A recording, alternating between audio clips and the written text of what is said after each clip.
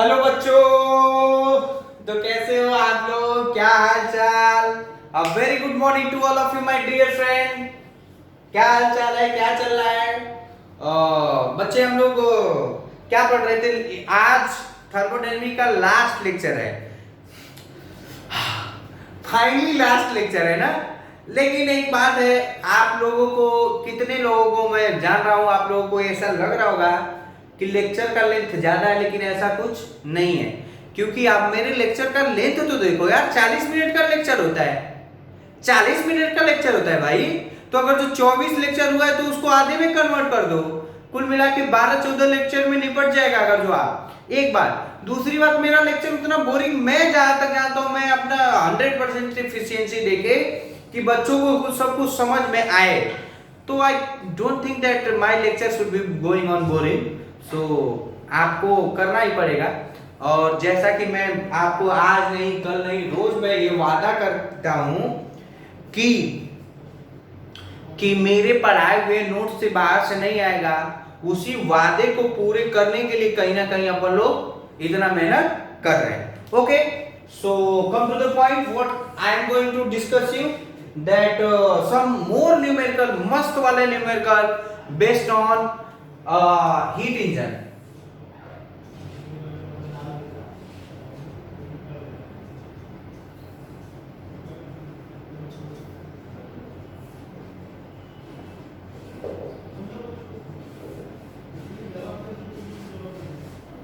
हालांकि एक और चीज, ये मैं समझ जाऊं कि तुम लोगों के भलाई के लिए कर सकता था ना।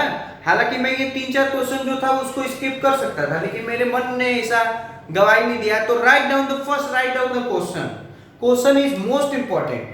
क्वेश्चन लिखिए, an monoatomic ideal gas having gamma is equal to 5/3, gamma equal to 5/3, a monoatomic ideal gas having gamma equal to 5/3 goes through a cyclic process consisting two isochoric and isobaric lines। मतलब process दो है, isochoric और isobaric. The absolute temperature of the gas rise 2 times both in isochoric heating and isobaric expansion, isochoric heating and isobaric expansion. If the number of moles are 3, then find the efficiency of cyclic process, find the efficiency of cyclic process। एक question. दूसरा question, हालांकि ये दूसरा वाला question मैं आपको homework में दिया था, आप याद करिए, जेई मेंस का 2013 का क्वेश्चन था। दूसरा क्वेश्चन देखिए, the amount of heat extracted from source in the single cycle, the amount of heat extracted from source, extracted from source in the single cycle, in the single cycle। दो question हो गया आपका। I repeat the question once again. An ideal monoatomic gas goes through a cyclic process consisting two isochoric and isobaric lines, मतलब process। The absolute temperature of the gas rise 2 times both in isochoric heating and isobaric expansion। If the number of moles are 3, then the efficiency of cyclic process, one question। Second question, the amount of heat extracted from the source in single cycle। Okay, पहले क्या करते हैं, पहले जो जो figure दिया है, नहीं, जो जो क्वेश्चन एराइज कंडीशन दिया है उससे क्वेश्चन करते हैं। ये और बढ़िया क्वेश्चन है, समझ जाओ, मोस्ट इंपॉर्टेंट क्वेश्चन, समझ जाओ, मोस्ट इंपॉर्टेंट। अगर जो मुझसे बोल देता कि सबसे शानदार क्वेश्चन कौन है कार्नोट इंजन पे दे, तो यही क्वेश्चन मैं देता। बहुत शानदार क्वेश्चन है। क्वेश्चन क्या है, an ideal gas monocyclic process consisting two isochoric and two isobaric. ये देखो, मान लो ये टेम्परेचर, ये क्या है, P1 V1 T1, P0 V0 and T0। पहले क्या होगा, पहले क्या दिया है, consisting two isochoric heating and isobaric line, मैं बना दिया। ये आइसोकोरिक क्या है, आइसोकोरिक हीटिंग है। फिर उसके बाद यहां कुछ हो जाएगा, फिर यहां कुछ होगा, ये हो जाएगा आइसोबारिक, आइसोबारिक एक्सपेंशन। फिर यहां से फिर से आइसोकोरिक, आइसोकोरिक, फिर यहां से, अच्छा ये आइसोकोरिक हीटिंग है, ये क्या हो जाएगा, ये हो जाएगा कूलिंग। और ये क्या हो जाएगा, आइसोबारिक, हालांकि बुक में नहीं दिया है, आइसोबारिक एक्सपेंशन है, तो ये क्या हो जाएगा, कंट्रैक्शन हो जाएगा, चाहे कंप्रेशन हो जाएगा, कुछ भी हो जाएगा, कंप्रेशन। अब देखो लिखूंगा ये P not, V not, T not. अब वो बोला है ना कि टेम्परेचर 2 टाइम्स हुआ, तो ये कितना हो जाएगा, आइसोकोरिक है, तो कितने लोगों को लग रहा है, जब अब मैं लिखना चाहता तो लिख देता, लेकिन आप अपने मन से करिए। आइसोकोरिक है, वॉल्यूम तो अनचेंज होगा, जब टेम्परेचर 2T नॉट होगा तो प्रेशर भी 2P नॉट होगा। याद देखो आइसोबारिक मतलब रियल में प्रेशर क्या रहेगा, कांस्टेंट 2P नॉट, और टेम्परेचर फिर से 2 गुना बढ़ा, तो जब टेम्परेचर 4 टाइम्स होगा तो ये भी 4 टाइम्स हो जाएगा, तो ये जाएगा 4V नॉट, और ये हो जाएगा, ये यहां से यहां, यहां से यहां, यहां से यहां, यहां से यहां, और ये कितना हो जाएगा, ये हो जाएगा 2T नॉट, ये हो जाएगा 4T नॉट। फिर देखो यहां कूलिंग हो रहा है, तो इसका तो कुछ नहीं होगा, लेकिन इसका टेम्परेचर कितना, 2 टाइम्स, जब देखो 2 टाइम इंक्रीज हुआ तो 2 टाइम डिक्रीज भी होगा, तो यहां 4 का फिर से 2 हो जाएगा, तो यहां पे हो जाएगा P not, P not 4V not, और क्या हो जाएगा 2T नॉट, और यहां से फिर यहां आ जाएगा। पहले एक बार मैं भी चेक कर लूं, P not, 2V not, 2T not, यहां सॉरी आइसोकोरिक है ना, अच्छा सॉरी यहां ये सॉरी यहां 2T नॉट है, यहां 4 2 टाइम हुआ, तो ये भी 2 टाइम होगा, 4 टाइम नहीं होगा। अरे यहां टेम्परेचर 2 से 4 का कितने टाइम्स इंक्रीज हुआ, 2 टाइम्स, तो ये भी कितने टाइम, 2 टाइम्स, तो ये भी कितना हो जाएगा 2V नॉट। ये कहानी है, ये कहानी है। अब मैं कुछ पूछता हूं, देखो तो तुम लोग बता पाओगे कि नहीं। अगर जो सपोज करो इसको मान लिया मैं A, इसको मान लिया मैं B, इसको मान लिया C, और इसको मान लिया D। क्वेश्चन पूछता हूं, क्वेश्चन पहले क्वेश्चन ये है, the amount of heat extracted from the source in the single cycle, मतलब एक साइकिल होगा तो सोर्स से कितना एक्सट्रैक्ट होगा, मतलब सिस्टम कितना हीट लेगा। तो तुमको कौन से प्रोसेस में सिस्टम हीट ले रहा होगा ये बताओ, ये कौन से प्रोसेस में सिस्टम हीट ले रहा होगा ये बता दो।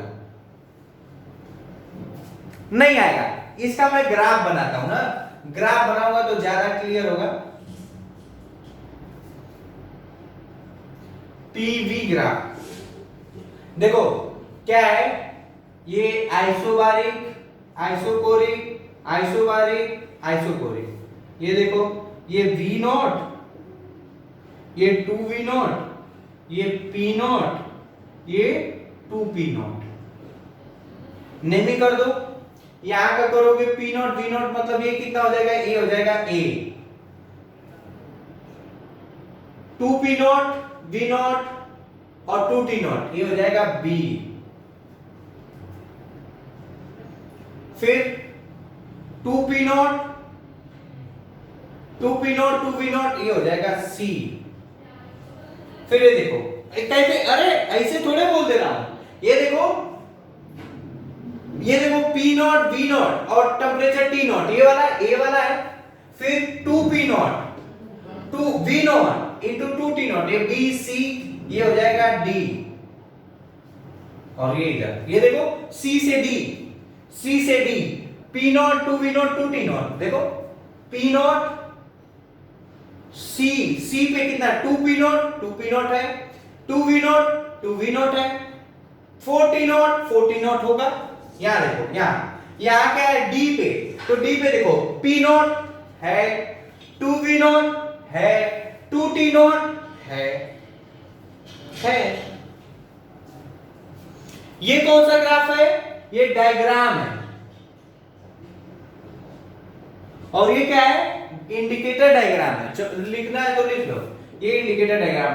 अब इसी पे जेईई मेंस में 3 बार क्वेश्चन आया। एक तो पहला क्वेश्चन यही आ गया ना कि कौन कौन से प्रोसेस से हीट एक्सट्रैक्ट होगा फ्रॉम द सराउंडिंग। क्वेश्चन क्या है? क्वेश्चन था heat extracted from the source in the single cycle. तो तुम मतलब किसमें हीट एक्सट्रैक्ट होगा? आप बोलिए कितने होगा? तो तुमको नहीं लग रहा है ए से बी और बी से सी होगा।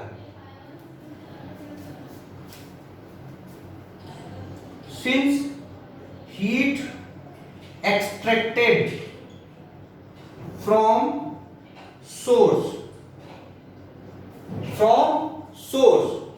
किससे होगा? A B and B C process,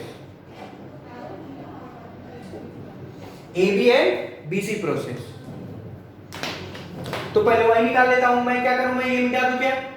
ये मिटा दूं, आपका हो गया। Because I need a space, that's why I am going to rub it. मेरा काम हो गया है।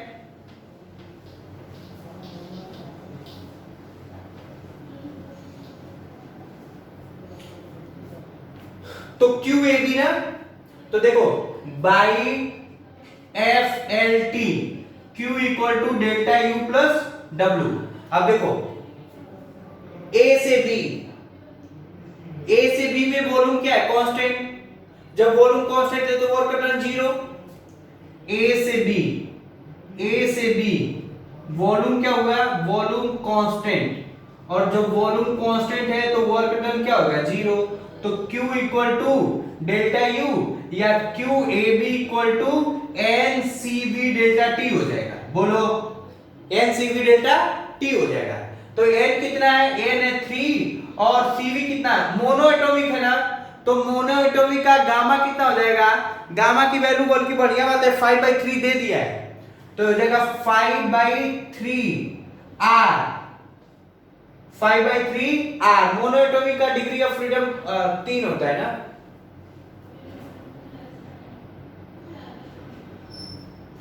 NCV चाहे ऐसे लिख लो ना, N जहां जरूरत होगा वहां लिख लूंगा। CV होता है कितना? F/2R। तो इसका कितना हो जाएगा? ये हो जाएगा 3/2R डेल्टा T। यहां टेम्परेचर कितना था? यहां टेम्परेचर था T0, 2T0 सर, और ये कितना था? 4T0। मैं मिटा दिया। हालांकि तुम निकाल सकते हो। कैसे निकाल सकते हो? ये देखो, टेम्परेचर कितना हो जाएगा? P0 V0 अपॉन NR ना, और ये कितना माना था मैंने? T0। मैंने मिटा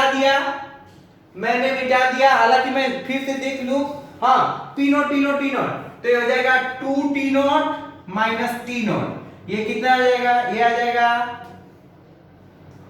T0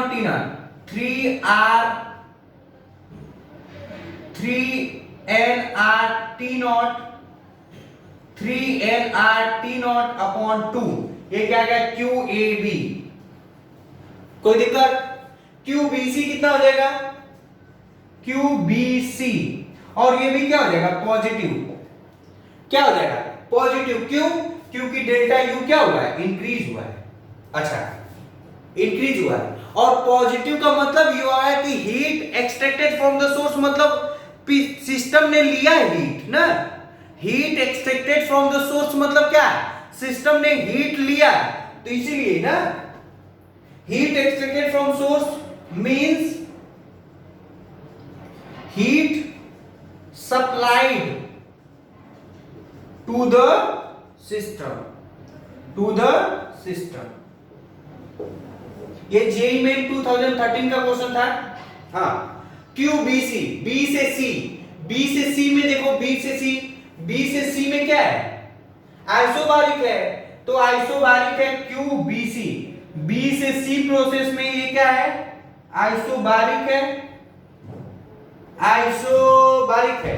जब आइसोबारिक होगा तो डेल्टा यू क्या हो जाएगा, क्यू देखो, क्यू लिखता हूं, क्यू, क्यू से मालूम है Q B C equal to हो जाएगा n C P delta T हो जाएगा। बोलो क्या मैं सही हूं? Yes of course I am correct. Gamma की वैल्यू कहीं आएगी तो समझ लेंगे, सीपी डेल्टा टी, तो ये हो जाएगा। अब मैं ये नहीं लिखवा रहा हूं, हालांकि ये जानते हो डेल्टा यू और वर्क डन को करोगे तो एनसीपी आएगा ना, तो सीपी कितना होता है, आर प्लस आर, मतलब ये हो जाएगा 5/2, तो ये हो जाएगा 3 × 5/2 आर, और ये डेल्टा टी कितना, यहाँ 4 टी नॉट, यहाँ 4 टी नॉट था, और यहाँ कितना था, सी पे कितना था 4 टी नॉट, और ये हो जाएगा ए से बी, यहाँ है 2 टी नॉट, यहाँ सॉरी, यहाँ 2 टी नॉट है और यहाँ पे 4 टी नॉट है, यहाँ 2 टी नॉट और यहाँ पे 4 टी नॉट था, आप देखिएगा। तो ये हो जाएगा कितना, 4 T not minus 2 T not, ये कितना आ जाएगा, ये आ जाएगा 2 से 2 कैंसिल हो जाएगा, ये हो जाएगा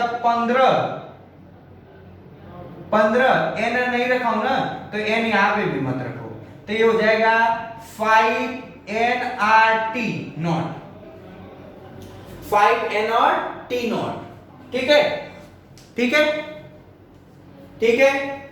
तो ये मैं मिटा दूं, ये मिटा दूं, तो देखना अब क्या, Q टोटल कितना हो जाएगा, total heat absorb by system कितना हो जाएगा, Q टोटल हो जाएगा QAB प्लस QBC, कितना आ जाएगा, ये आ जाएगा 3/2, देखो तो nRT नॉट कॉमन आ जाएगा, और ये हो जाएगा 3/2 प्लस 5, इसको सॉल्व करिएगा 13/2 nRT नॉट हो जाएगा।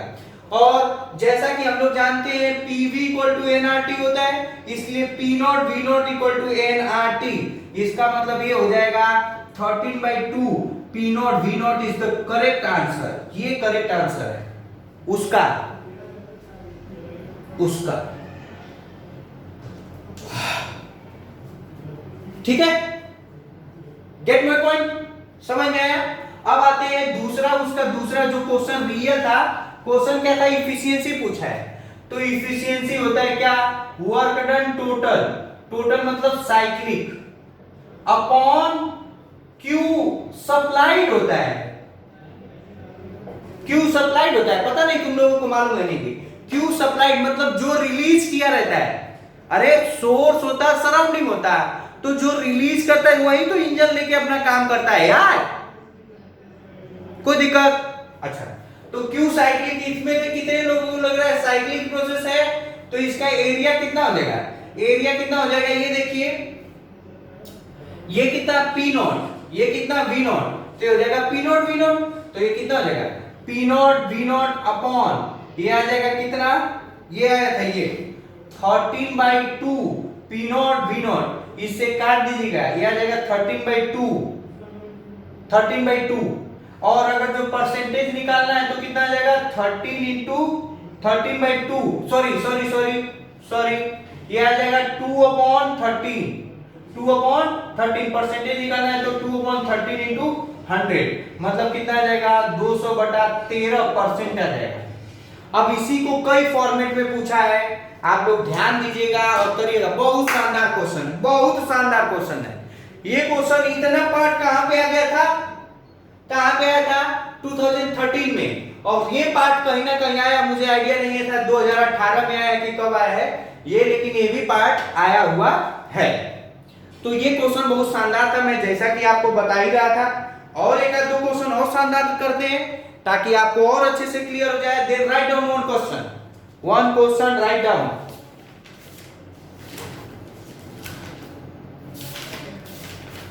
क्वेश्चन लिखिए,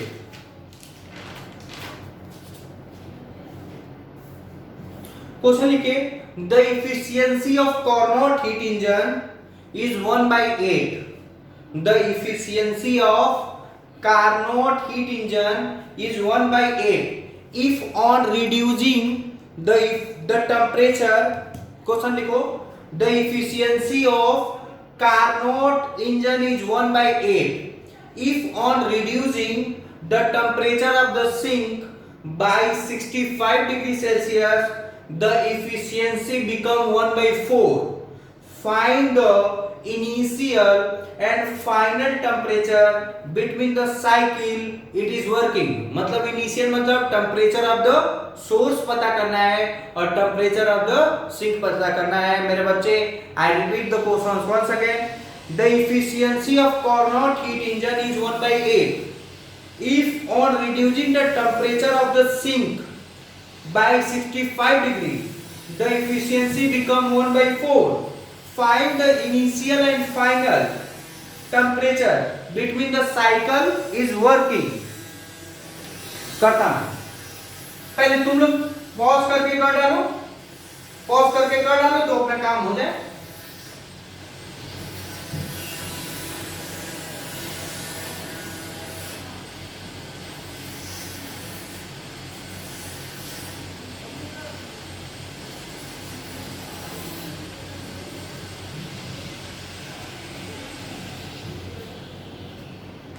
क्या दिया है? The efficiency of Carnot engine is 1 by 2. तो देखो, लेट टेम्परेचर ऑफ सोर्स क्या हो जाएगा? T1. सिंक का टेम्परेचर हो जाएगा T2. तो नीटा इक्वल टू हो जाएगा 1 माइनस T2 अपॉन T1. ये दिया है 1 upon 8 equal to 1 minus T2 upon T1. इसको और अच्छे से सॉल्व कर देगा तो ये जाएगा 1 माइनस 8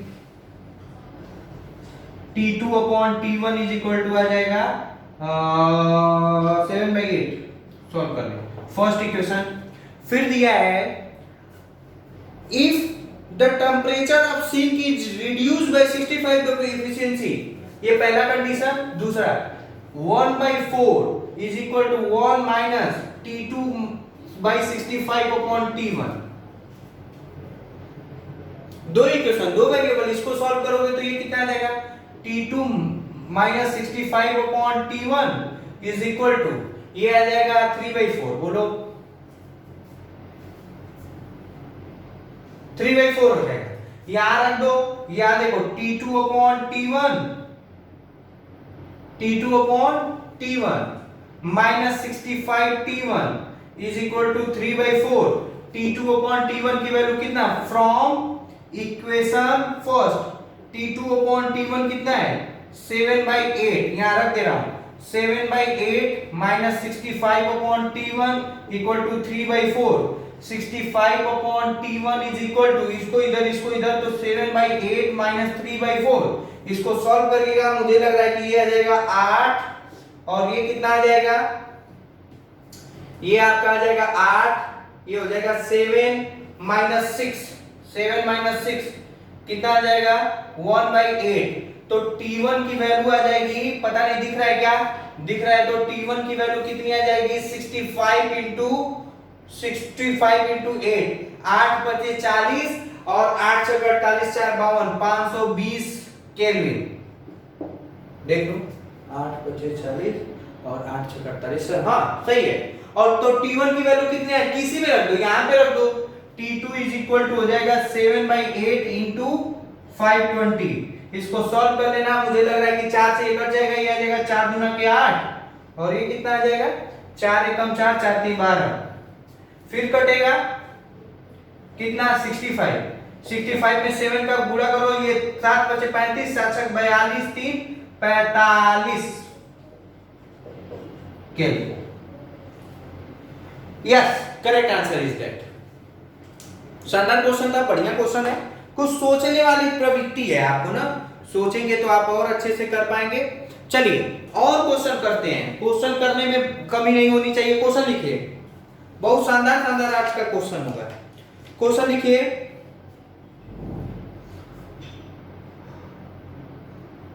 लिखिए क्वेश्चन.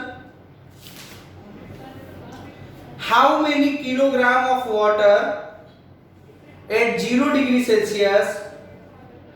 फिर से, how many kilogram of water at 0 degree Celsius can a freezer with coefficient of performance 5 make into ice cube at 0 degree Celsius with work input of 3.6 megajoule. I repeat the question once again. How many kilogram of water at 0 degree Celsius can a freezer with coefficient of performance 5 make into ice cube at 0 degree Celsius with work input of 3.6 megajoule. Write down and do it. Do it by yes or करिए.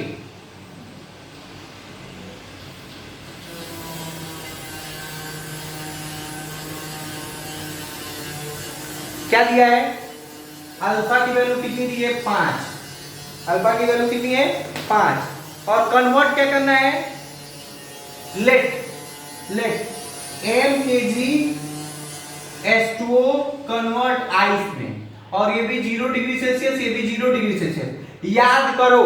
याद कर, तुम्हें याद, alpha is equal to हो जाएगा क्या? Q2 upon W. Then Q2 is equal to हो जाएगा अल्फा W, और यहां से Q2 कितना आ जाएगा? Q2 आ जाएगा कितना? अब ये बताओ, क्या तुम्हें इतना शर्म वाली बात नहीं आ रही है कि यहाँ 0 से 0 डिग्री हीट निकालने का दो formula, Q equal to ml, Q equal to ms delta T. ms delta T when temperature is changing, Q equal to ml when only phase is changing. यहाँ पे हो जाएगा ml, तो ये हो जाएगा ml equal to alpha W, then m equal to alpha W upon l. Alpha की value 5, 3.6 into 10 के power 6 upon latent heat of ice इसका होता है 3.36.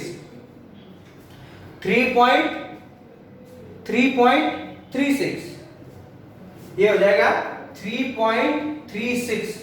अब इसको सॉल्व कर लेना. मेरे हिसाब से मास की वैल्यू आएगी, कितनी आएगी? 53.57 केजी या 54 केजी. ये 3.37 ये किस में लिया हूं? एसआई यूनिट में लिया हूं. एक और क्वेश्चन करो, ये और बढ़िया है. हालांकि सब कुछ सेम होता है, कोई दिक्कत नहीं है. लिखो, how much heat energy, write down how much heat energy required to convert 2 kg of water into ice at 0 degree Celsius. How much heat energy is required to convert 2 kg of water into 0 degree Celsius given that the temperature of freezer is minus 15 degree Celsius and the room temperature is 25 degree Celsius. Initial temperature of water is 25 degree Celsius. ठीक है. Latent heat आपका दिया है, 3.36 into 10 के power 5 joule पर kg, और s दिया है 4.2 इंटू 10 के पावर 3 जूल पर kg. Try to solve it. पर जूल पर केजी पर डिग्री सेल्सियस होना चाहिए. यहां पे सॉल्व करिए आप अपने से. ओके, मैंने माना कि आपने सॉल्व किया, अब मैं करने जा रहा हूं. पहली बात तो तुम्हें ये समझ में आना चाहिए गधे कि तुम्हें पूछ क्या रहा है. पूछ रहा है how much heat energy required to convert. इसका मतलब वो क्या पूछ रहा है? वर्क डन पूछ रहा है. Sir work done heat energy कैसे होगा? क्यों नहीं हो सकता भैया, क्यों नहीं हो सकता? तो देखो, पहले ये निकालो कि वाटर कहां है. वाटर है 15 डिग्री सेल्सियस से किस में कन्वर्ट होना है, आइस होना है 0 डिग्री सेल्सियस में ना। तो तुमको नहीं लग रहा है एक फेज तो ऐसा आएगा कि वाटर बनेगा और कितना 0 डिग्री सेल्सियस, तो इसमें क्या होगा, इसमें क्या चेंज हो रहा है, फेज चेंज हो रहा है, और इसमें क्या चेंज हो रहा है, टेम्परेचर चेंज हो रहा है। तो यहाँ के लिए फॉर्मूला Q की वैल्यू क्या हो जाएगी, ये हो जाएगा ms डेल्टा T, और यहाँ पे Q की वैल्यू हो जाएगी, मान लो ये Q1 मान लो, इसको Q2 मान लो, तो ये हो जाएगा ml। दोनों Q टोटल की वैल्यू कितनी हो जाएगी, Q1 प्लस Q2। अब इसको सॉल्व कर लेना, सब कुछ दिया है, 2 इंटू 4.2 इंटू 10 के पावर 3, और ये हो जाएगा 15 प्लस 2 इंटू 3.36 इंटू 10 के पावर 5। इसको सॉल्व कर लेना, मैं आंसर लिख दे रहा हूं 8.8 इंटू 10 के पावर 5, 8.8 इंटू 10 के पावर 5 जूल। अब क्या पूछा है, अब ये Q2 आया, अब तुमको क्या निकालना पड़ेगा, Q1 निकालना है ना। तो Q1 कितना, ये क्या आ गया, ये Q2 आ गया, सपोज करो ये Q2 आ गया। Q2 मतलब क्या, या ऐसे लिख लो, और Q मान लो Q absorb upon Q release equal to T1 upon T2। इसको सॉल्व कर लेना, तो Q मान लो ये फॉर्मूला क्या था, या Q1 Q2 थोड़े मान लो, इसका मान लो कि ये मान लो कुछ भी मान लो यार, Q डैश मान लो ना, Q डैश मान लो, कोई दिक्कत नहीं है। अरे यार नोटेशन से क्या फर्क पड़ता है यार, नोटेशन क्या है, मैं चाहूं तो A से B से C मान लो, कुछ भी मान सकता हूं, ये आप देखिएगा। तो यहां हो जाएगा Q1 upon Q2 is equal to T1 upon T2। तो यहां से Q1 की वैल्यू आ जाएगी आपकी, Q1 की वैल्यू आ जाएगी Q2 upon T2 upon T1 upon T2। इसको सॉल्व कर लेना, ये हो जाएगा 8.8 इंटू 10 के पावर 5। T2 की वैल्यू, T1 की वैल्यू कितनी है, ये आप दिया है डिग्री सेल्सियस में, उसको चेंज करिएगा किस में, केल्विन में, तो वो 25 डिग्री सेल्सियस दिया है। तो ये जाएगा 273 प्लस 25 अपॉन 273 माइनस 115। इसको सॉल्व कर लेना, आंसर आएगा आपका 10.18। Q1 की वैल्यू कितनी आएगी, 10.18 जूल इंटू 10 के पावर 5 जूल। अब क्या वर्क डन निकालना है, तो वर्क डन क्या होता है, Q1 माइनस Q2। इसको सॉल्व कर लेना, 8.8 में से 10.18 घटाओगे तो आएगा कितना, ये आ जाएगा 1.36 इंटू 10 के पावर 5 जूल, या क्या आ जाएगा 36.9। छोड़ो बस हो गया, ये हो गया।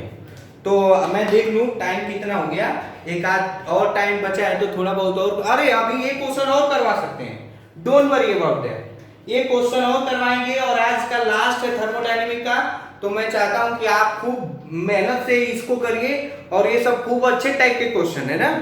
क्वेश्चन लिखिए, 2 Carnot engine A and B, एक काम करो, ठीक है, ये मैं होमवर्क के लिए दे रहा हूं, आप लोग खुद कर लीजिएगा।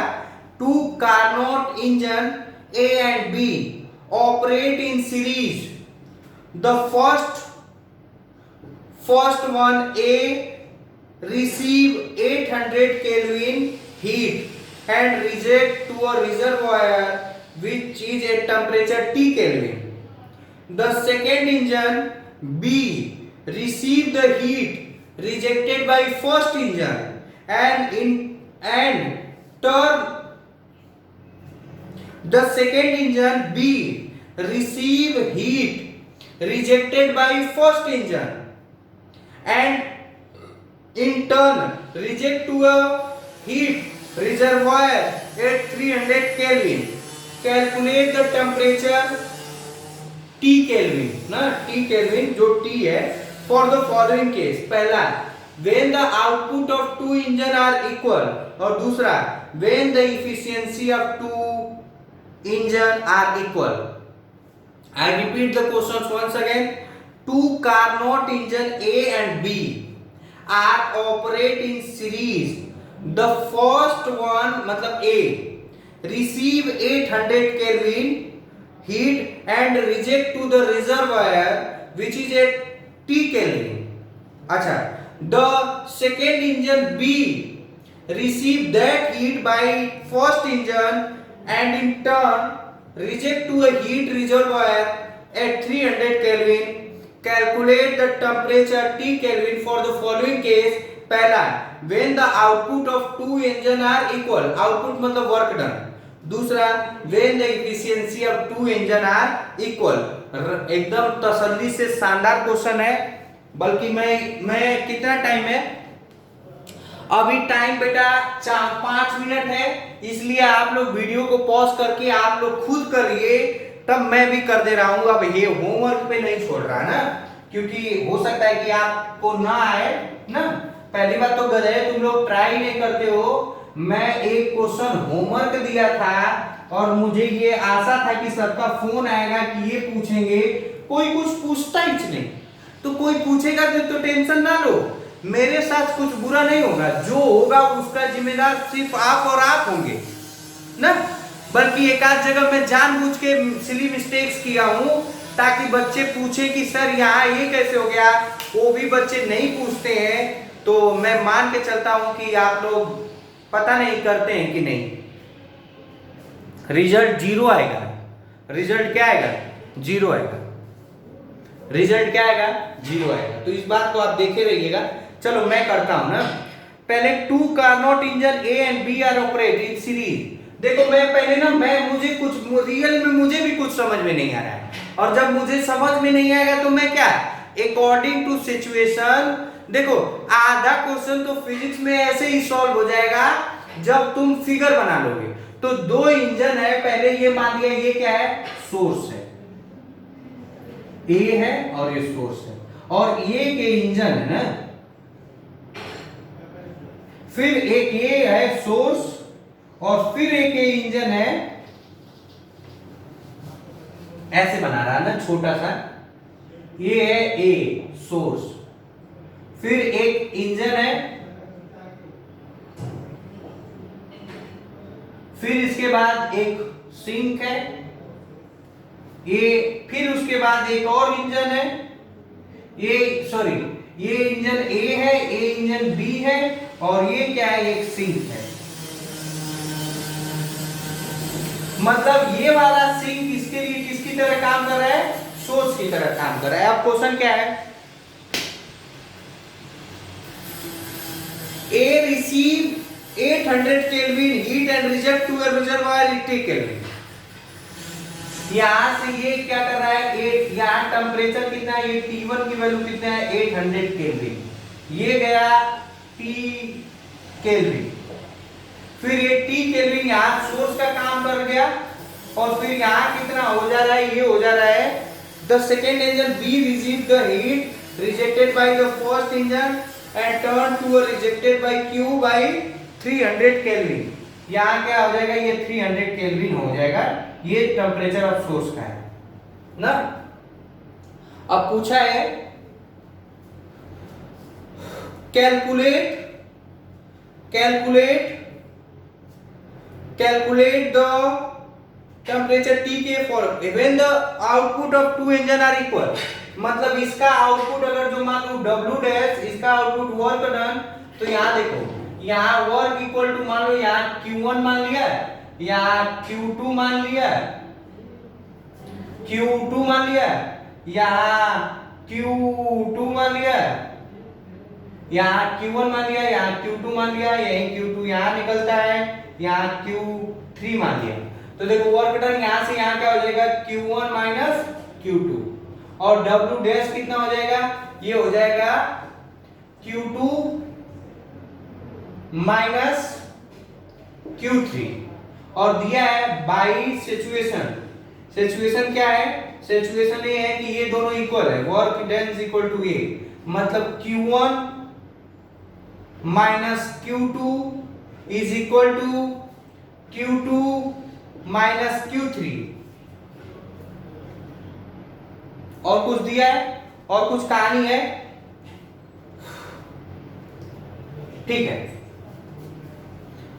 ये हो जाएगा एज वी नो,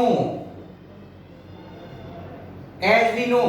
ये क्या हो जाएगा, ये अगर जो मैं लिखूंगा तो ये लिख सकता हूं as we know Q is directly proportional to T, बोलो।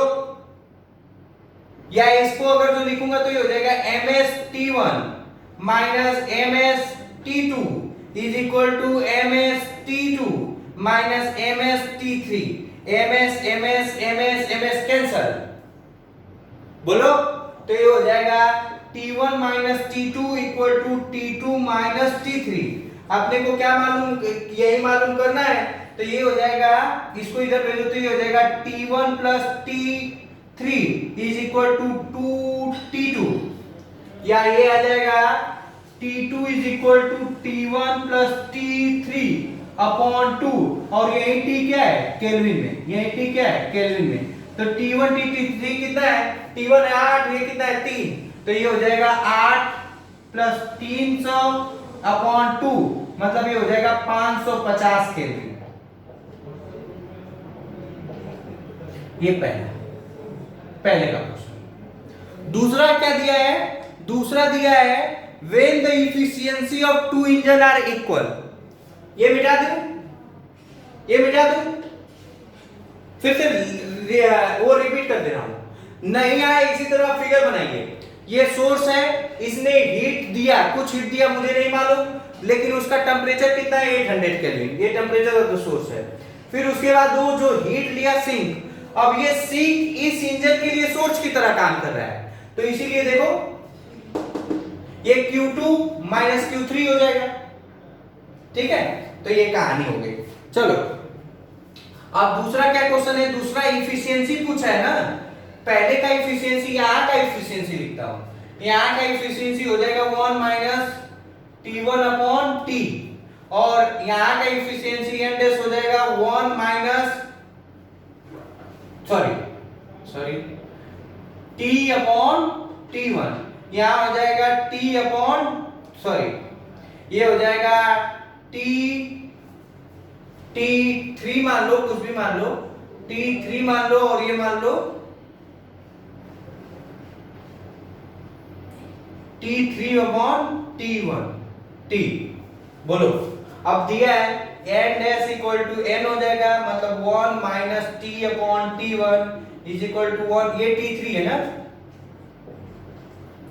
1 माइनस T3 अपॉन T, ये 1 से 1 कैंसिल हो जाएगा, माइनस से माइनस कैंसिल हो जाएगा, T square is equal to T1 T3, तो T इक्वल टू आ गया T1 T3। अभी तो यही क्वेश्चन हो सकता था, ये रिलेशन दे देता कि यहाँ T1 है यहाँ T2 है, तो ये रिलेशन बताओ कौन रिलेशन सेटिस्फाई है। तो इसको सॉल्व कर लेंगे तो T इक्वल टू कितना आ जाएगा, अंडर रूट T1 की वैल्यू 800 गुणे 300, ये कितना आ जाएगा जी, ये आ जाएगा 4, तो ये आ जाएगा कितना 100 इंटू 24, ये जितना आ जाएगा कितना आ जाएगा, ये आ जाएगा 489.8 केल्विन। तो आई थिंक पूरा, अब इस बात की मैं गारंटी तसल्ली से दे सकता हूं कि आपको जहां से मन करे, यसी वर्मा, सिंगेज, फलाना ढिमकाना, डीसी पांडे, अरिहंत, मरिहंत, करिहंत, कहीं से क्वेश्चन उठा लो, थर्मोडायनेमिक के कोई क्वेश्चन छूटने नहीं चाहिए, एकदम फोड़ फाड़ दो क्वेश्चन को मिल जाए। आज ये थर्मोडायनेमिक का चैप्टर खत्म हो गया। नेक्स्ट क्लास में हम लोग पढ़ेंगे मॉडर्न फिजिक्स ना। Thank you very much, bye bye.